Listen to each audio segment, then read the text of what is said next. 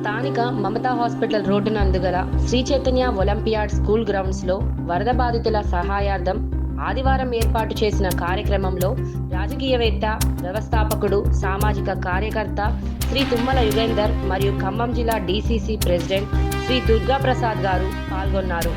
బోధనకే పరిమితం కాకుండా ఇలాంటి విపత్కర పరిస్థితుల్లో కూడా శ్రీ చైతన్య విద్యా సంస్థలు ముందుకు రావడం అందరికీ ఆదర్శనీయమని శ్రీ యుగేందర్ గారు పేర్కొన్నారు.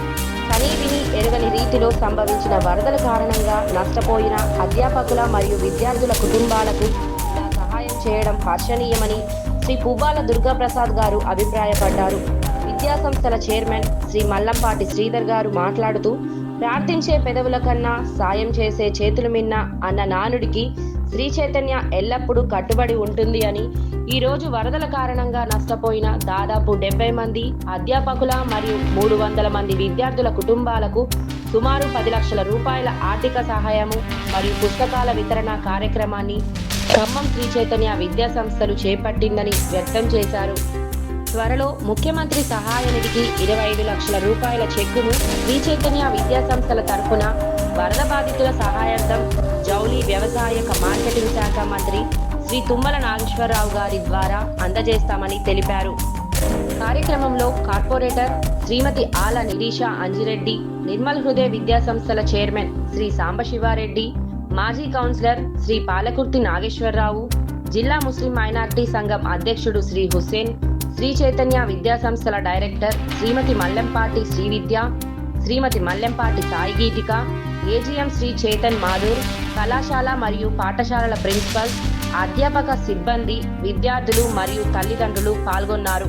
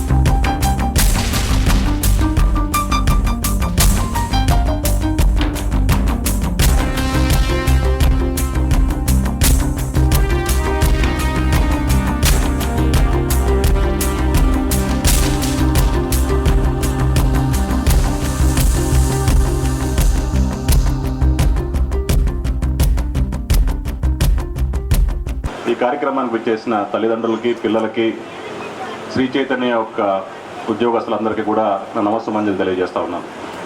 మొన్న జరిగినటువంటి ఖమ్మం వరద చరిత్రలో రాని వరద. 100 సంవత్సరాల క్రితం నుంచి కూడా అటువంటి వరదను ఖమ్మం ప్రజలు చూడలా. వరదలు వచ్చిన 2వ రోజు నుంచే మీకు కావాల్సినటువంటి ప్రతి ఒక్క అవసరాన్ని తీర్చే బాధ్యత తుమ్మల గారి తరఫున మేమందరం కూడా దగ్గరుండి తీర్చుకొని ప్రతి ఒక్క అవసరాన్ని, ఆ రోజు కావాల్సినటువంటి ముందు మీ క్లీనింగ్ అవసరాలు, తర్వాత మీకు కావాల్సినటువంటి భోజన వసతులు, తర్వాత మీకు కావాల్సినటువంటి సరుకుల వసతులు, మీరు కుదురుపడ్డాక మీకు కావాల్సినటువంటి ప్రతి ఒక్క వస్తువుని మీకు అందించే కార్యక్రమం పార్టీ పరంగా, ఇలాంటి దాతల పరంగా మేము తీసుకున్నాం.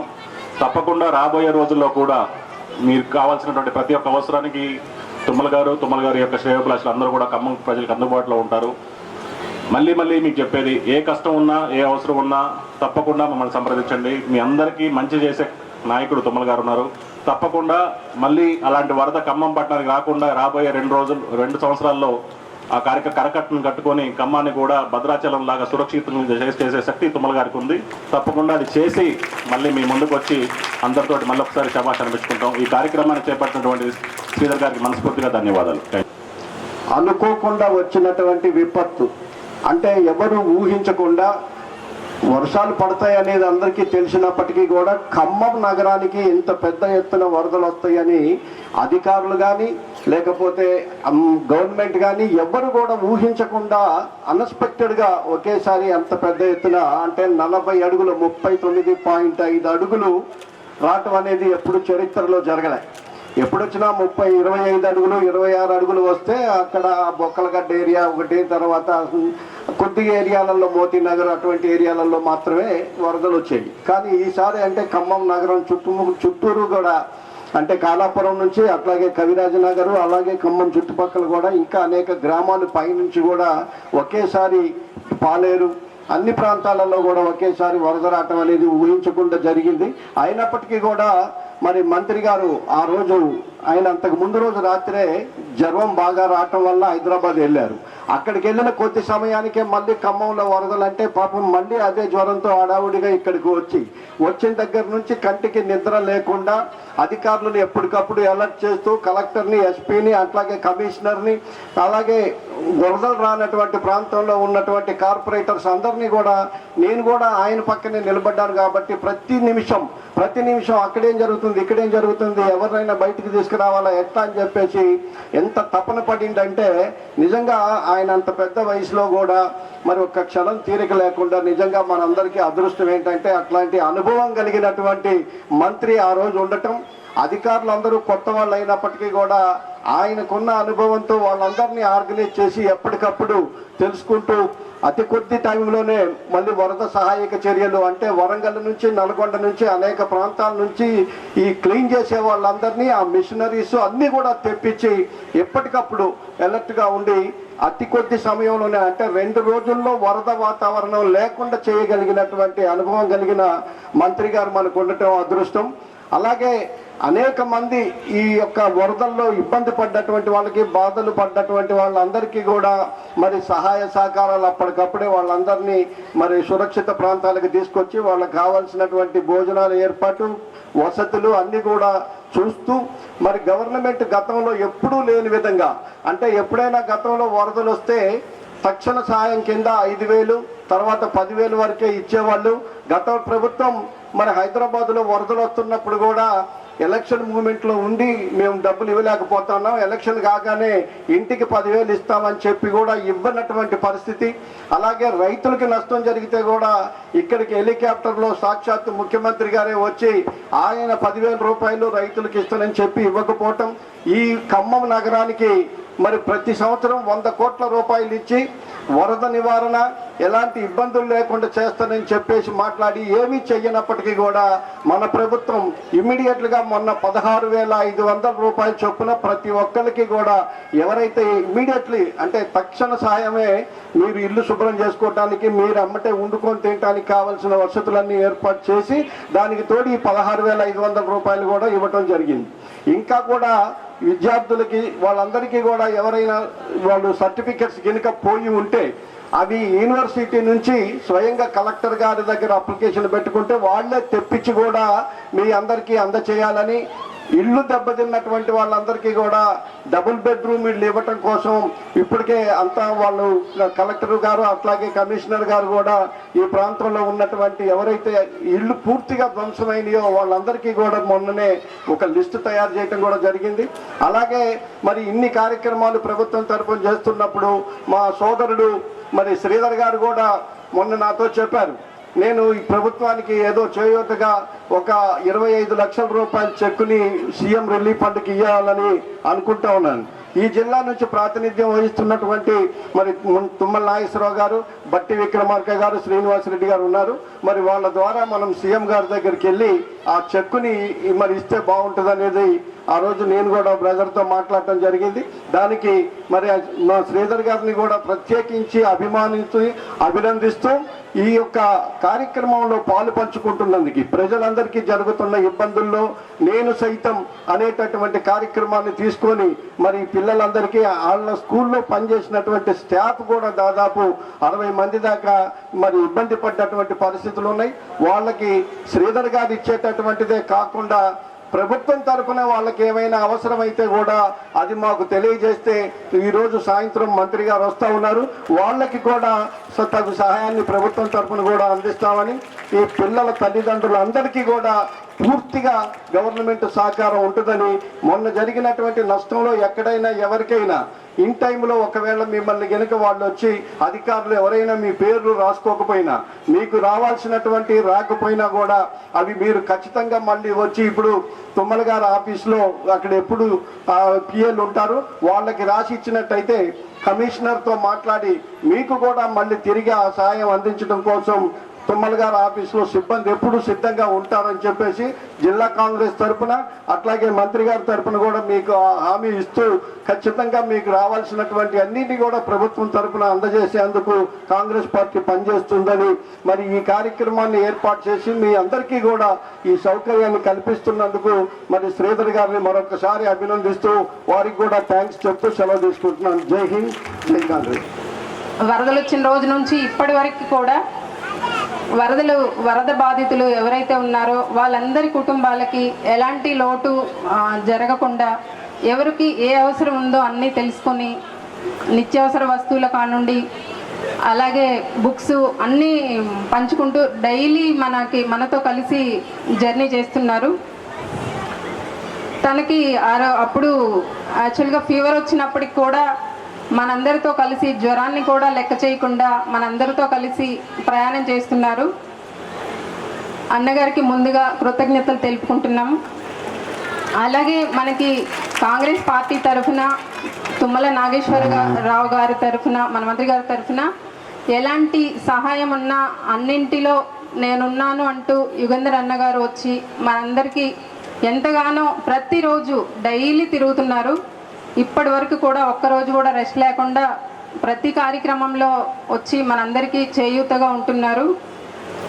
తుమ్మల గారితో సమానంగా మనకి నేనున్నాను అంటూ ప్రతి కార్యక్రమంలో వచ్చి మనకి చేదోడు వాదోడుగా ఉంటున్నటువంటి యుగంధర్ అన్నకి కృతజ్ఞతలు తెలుపుకుంటూ, అలాగే ఈరోజు శ్రీ చైతన్య యాజమాన్యం, యుగంధర్ అన్న అందరూ కలిసి మనకి ఇక్కడ ఎవరైతే బుక్స్ ఇవన్నీ పాడైపోయి ఉన్నాయో పిల్లలకి వాళ్ళందరికీ ఇవ్వడానికి ముందుకొచ్చారు.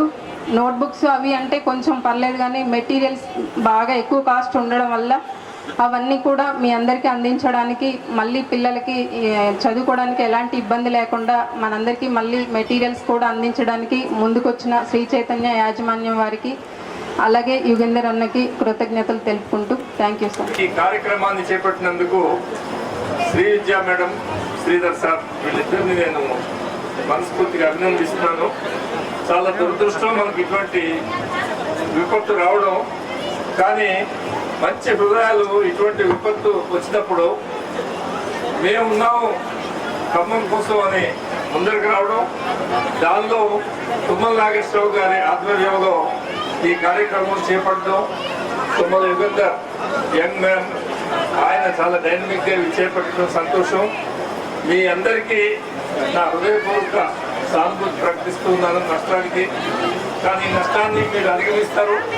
మీ ఈ విద్యార్థులందరూ మంచి ఫలితాలను సాధిస్తారని నమ్ముతూ నేను సెలవు తీసుకుంటున్నాను. అనుకోకుండా వచ్చినటువంటి ఫ్లడ్ ఏదైతే ఉందో ఖమ్మం పట్టణంలో ఎంతోమందిని, ఎన్నో కుటుంబాలని ఆర్థికంగా, అదేవిధంగా ఆరోగ్యపరంగా చాలా రకాలుగా ఇబ్బందులకు గురి చేసేటువంటి పరిస్థితి ఏర్పడటం జరిగింది. అనుకోకుండా వచ్చినటువంటి వర్షాలు ఏవైతే ఉన్నాయో నైటు పండుకునేటప్పటికి, పొద్దున్నే నిద్రలేసేటప్పటికి పరిస్థితులు పూర్తిగా భిన్నంగా మారిపోయి కాలు కింద పెడితే నీళ్లల్లో నిలబడాల్సిన పరిస్థితి ఊహించినటువంటి. జనరల్గా ప్రతి సంవత్సరము వరదలు వస్తే ఖమ్మం జిల్లాకి వరదలు వచ్చాయని అంటే అందరూ అడుగుతూ ఉండేవాళ్ళు, ఖమ్మం జిల్లాకి వరదలు వచ్చాయంట కదని. ఖమ్మం జిల్లాకి వరదలు వచ్చినా కానీ ఖమ్మం పట్టణానికి ఎప్పుడు ఎటువంటి విపత్తు ఉండదు అనుకునే సేఫ్ జోన్లో ఉన్నటువంటి ఖమ్మం పట్టణం కూడా వరదల్లో మునగాల్సిన పరిస్థితి, కొన్ని వేల కుటుంబాలు ఇబ్బంది పడ్డటువంటి పరిస్థితి వచ్చాయి. చాలా రకాలుగా ఇందాక సార్ చెప్పారు, మన క్యాంపస్ల్లో కూడా చాలామంది క్యాంపస్లు, అదేవిధంగా విద్యార్థులు క్యాంపస్ల్లో 1500 మంది అమ్మాయిలు నీళ్లల్లో ఒక పూటంతా ఉండాల్సిన పరిస్థితి. చాలా రిస్క్యూ చేసి వాళ్ళందరినీ బయటికి తీసుకొచ్చి సేఫ్గా తల్లిదండ్రులకు ఒప్పజెప్పాం.